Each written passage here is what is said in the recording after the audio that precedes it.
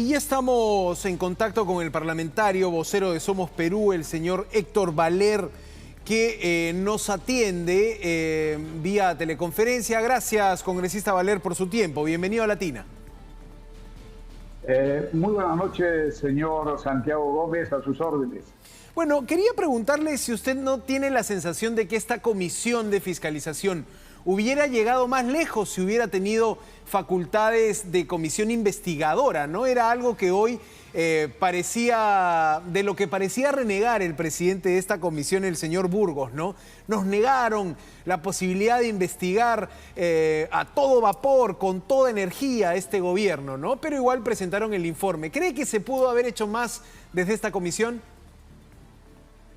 Pues claro que sí, se pudo haber hecho mucho más siempre y cuando hubiésemos tenido un presidente que sepa respetar el debido proceso, que sepa que es un proceso de investigación, que sepa respetar la institucionalidad del Congreso. Desde el primer momento, lamentablemente, el señor Burgos empezó a tropicones y a carrera de caballos, vulnerando derechos de los ciudadanos, no solamente en este caso, sino en otros también.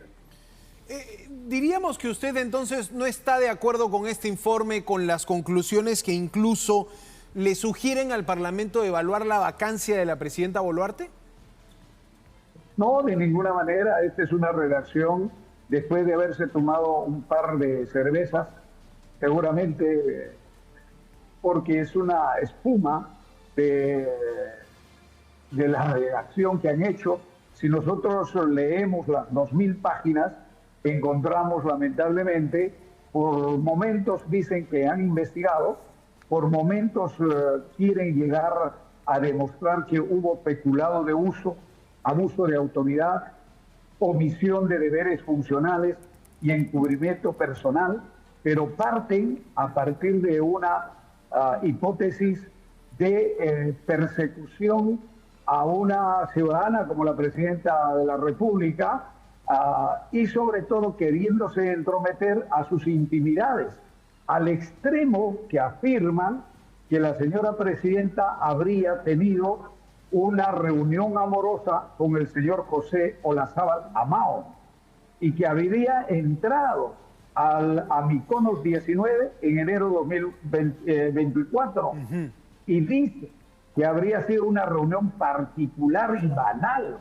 Es que ni siquiera la Fiscalía de la Nación ha podido llegar a esas conclusiones y el señor Burgos ha presentado una conclusión temerosa, una conclusión sin tener facultades para investigar, ¿no es cierto?, en más de 2000 hojas,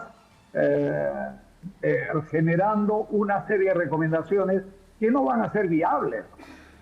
Ahora, lo cierto es que no se ha podido detener a Vladimir Cerrón y cuando lo tenían ubicado, como han señalado algunos generales, como el general Tejada, finalmente no se detuvo a Vladimir Cerrón, ¿no? O sea, aquí hoy día también la comisión ha dicho esto pudo ser un evento distractivo que le permitió la fuga a Vladimir Cerrón. ¿No coincide con ese punto?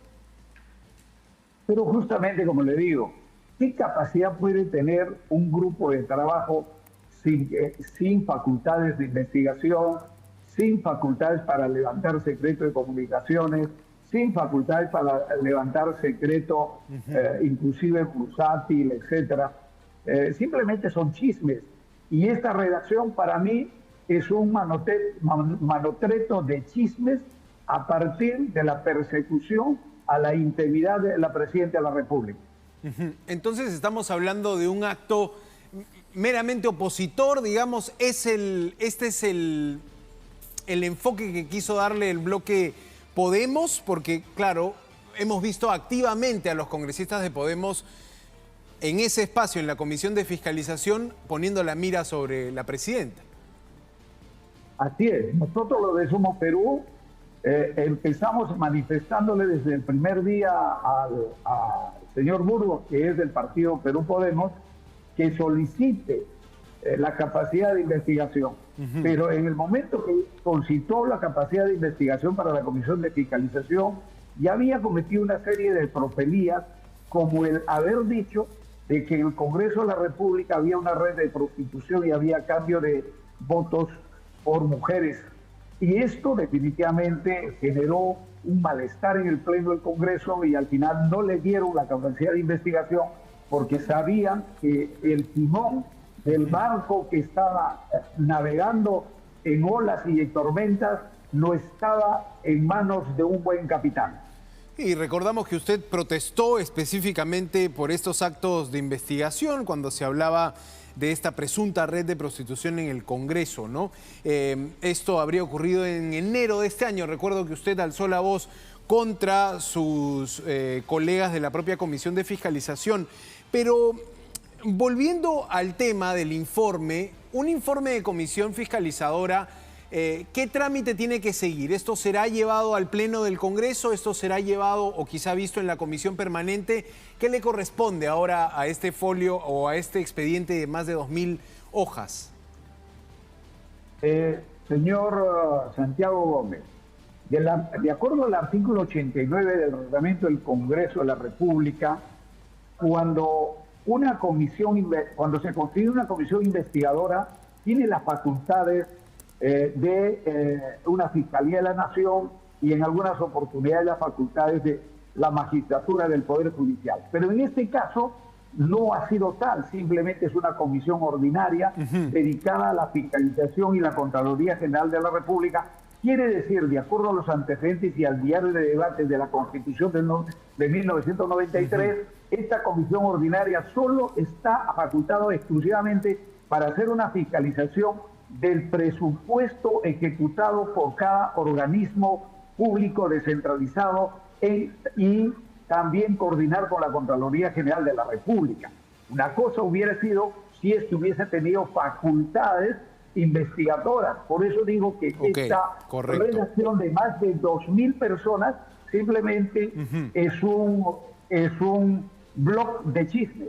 Correcto. Ahora, pasando a otro tema, congresista Valer, nos ha quedado claro su posición respecto a este informe de la Comisión de Fiscalización. ¿Cómo están los ánimos para la sesión del voto de confianza, que será la próxima semana, ¿no? Ustedes se reunieron, fueron recibidos por el gobierno de la presidenta Boluarte. Somos Perú, se entiende, está en sintonía de poder otorgar la confianza de Eduardo Arana. ¿Es verdad eso? Sí, señor Santiago, es verdad. Nos hemos reunido con la presidenta de la República, el señor Arana, estuvo el ministro de Economía, el ministro del Interior, el Ministerio de Transportes, el MIDIS, etcétera. Y después de 2 horas de discusión y alcance de nuestras propuestas, hemos determinado de apoyar el voto de confianza al nuevo gabinete, toda vez que ha lanzado un modelo de concertación, pero siempre y cuando el señor Arana y sus ministros recojan nuestras consideraciones y nuestras recomendaciones para un plan de gobierno que impulsará este nuevo gabinete. ¿Y me puede recordar qué propuestas le han llevado a ustedes al gabinete Arana? Sí, señor Santiago. En principio, aumentar el número de efectivos del Servicio de Inteligencia Policial, porque 7.000 hombres no es suficiente para la lucha contra la criminalidad. En segundo lugar, hemos manifestado de que nos diga claramente quién va a ser la administradora de la represa Olmos Tinajones, ya que es una represa muy importante que irriga 85.000 hectáreas y la señora presidenta de la República con la anterior premier ha manifestado de que daría por terminada la administración de H2 Olmos y la otra compañía brasilera por estar vinculados a Odebrecht, pero estaría dejando en el desamparo la administración de esos 20 millones de metros cúbicos de agua que irrigan grandes extensiones de tierras, entre ellos cultivos de agroexportación que ya tienen su mercado asegurado en el exterior, y entre otras propuestas importantes que le hemos llevado a don Santiago. ¿Y qué plantean ustedes? ¿Quién debería administrar Olmos si ya se va a romper el trato con Odebrecht? Creemos que debe ser una empresa seria temporal porque debería haber una licitación internacional en principio. pero la licitación internacional lleva por lo menos 16 meses de proceso. Mientras tanto, debería administrar, en todo caso, el gobierno regional de Lambayeque en coordinación con los grandes cultivadores de tierras del Valle Olmos, Tinajones, entre ellos aquellos que tienen más de 2.000 hectáreas y que tienen grandes plantaciones frutícolas y de hortalizas de este valle. Interesante. Le recuerdo a la audiencia que Somos Perú es el partido político que tiene más gobiernos regionales en nuestro país, ¿no? Son 7 los gobiernos regionales que tienen. Estamos hablando de Lambayeque, que efectivamente tienen ese gobierno regional también con autoridad política elegida, 28 alcaldes provinciales, 171 alcaldes distritales tiene el partido Somos Perú. ¿En qué va a quedar finalmente la reelección de alcaldes y gobernadores, congresista Valer? Señor Santiago Gómez, actualmente el partido Somos Perú ha recibido la incorporación de otros 4 gobernadores regionales a nivel del país, con los cuales hacemos 11 gobernadores regionales que tiene Somos Perú a nivel del país. Entre ellos está Madre de Dios, está Puno, está Amazonas, Loreto, etcétera.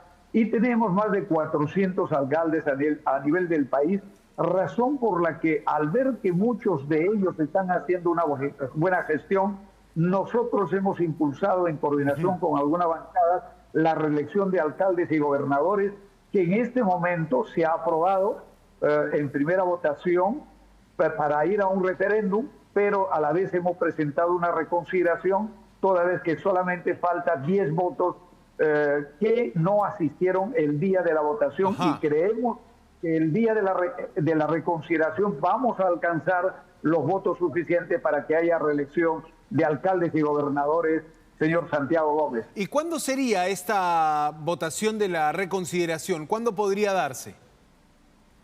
Posiblemente este jueves o miércoles de la semana que viene, y eso es lo que más o menos tenemos calculado dentro de nuestros fueros internos del partido y la coordinación con alguna bancada. Ahora, a partir de esta pisada regional, de esta pisada provincial, usted ahí me revisaba las cifras y me decía, no solo somos 7 gobiernos regionales con líderes de Somos Perú, sino 11 gobiernos regionales, y también me daba un nuevo número de alcaldías que tiene el Partido del Corazón. ¿Ustedes fueron parte de este pedido para reestructurar el IGB, para dar un porcentaje mayor a ese Foncomún, digamos, parte de ese cambio muy criticado desde la economía, desde los analistas económicos?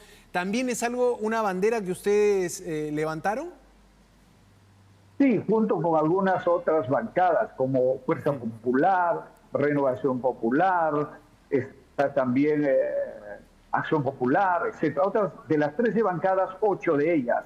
Sí, pero fue un aumento progresivo de 0.5% hasta llegar al 4% en años consecutivos a partir del próximo año, porque a la fecha reciben el 2% del Foncomún. Lógicamente hay que fortalecer la base tributaria de nuestro país y seguir cerrando caños de fuga de capital hacia gastos sociales que no vienen lamentablemente a fortalecer la economía del país. Pero la crítica ha venido por darle más dinero a las municipalidades que son percibidas desde, sobre todo la academia. Pienso que estamos hablando de exministros, profesores en universidades que analizan cómo se entrega el presupuesto. La crítica ha dicho, oye, pero el Congreso está haciendo una farra fiscal, el Congreso le está poniendo más presupuesto a los que peor ejecutan, que son las municipalidades. ¿Qué piensa de eso, congresista? La ejecución presupuestal, como ustedes saben, está controlado por el Ministerio de Economía y Finanzas. Las metas se tienen que ir alcanzando. Hoy en día, gracias a Dios, existe lo que se llama el ciclo de proyectos o invierte.pe. No se puede gastar si no se tiene proyecto. Correcto. Y el proyecto se realiza con dinero. Hay municipalidades que no tienen ni siquiera $1 millón de soles anuales y de ahí utilizan para el gasto de personal, o sea, para gastos ordinarios, y claro, para inversión corriente. Nada, ¿no es cierto?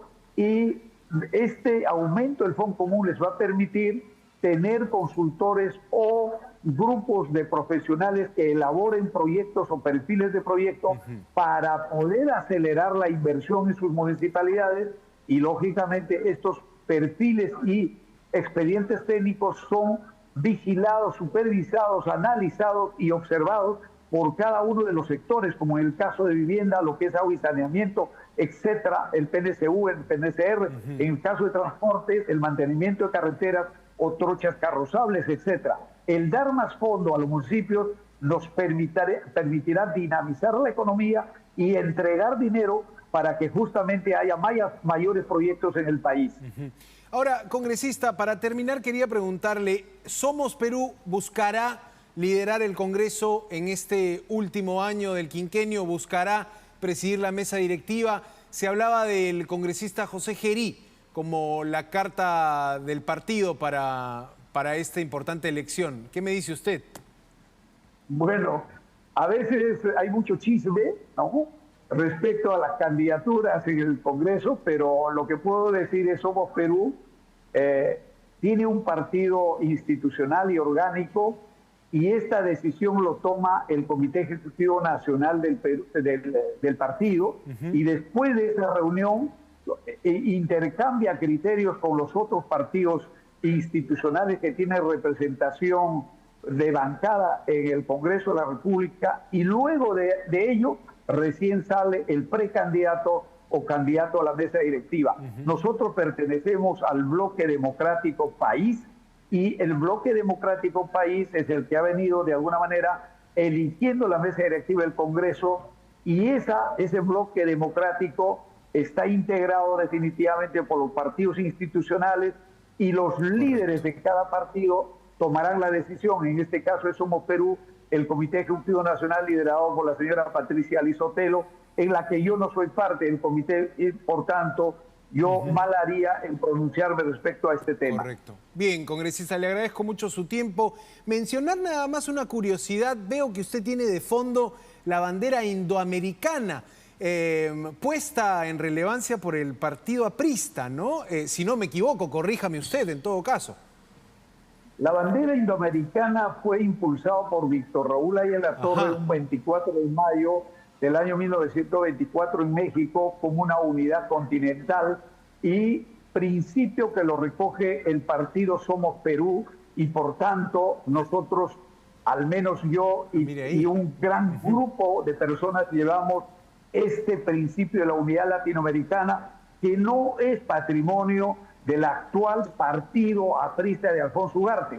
El partido de Alfonso Ugarte simplemente es un grupito pequeño que representa como un partido más de Costa Rica o México a esta bandera indoamericana, que es representativa de una ideología continental, mientras que el partido aprista simplemente es un gajo de esta tremenda ideología que impulsó Ayala Torre. O sea, usted es ayllista, usted es ayllista. Así es, yo soy ayllista, y también soy formado por los hombres que fundaron el Partido Aprista Peruano, entre ellos Ramiro Prealé, Manuel Giovanni Corrales, Luis Alberto Sánchez, etcétera, que distan mucho de aquellos hombres que hoy militan en Alfonso Ugarte, que muchos no tienen una trayectoria limpia y honesta. Le agradezco, congresista Héctor Valer, por haber estado con nosotros en el programa. Muy buenas noches. Buenas noches, don Santiago Gómez. Muchísimas gracias a usted y a todos sus televidentes.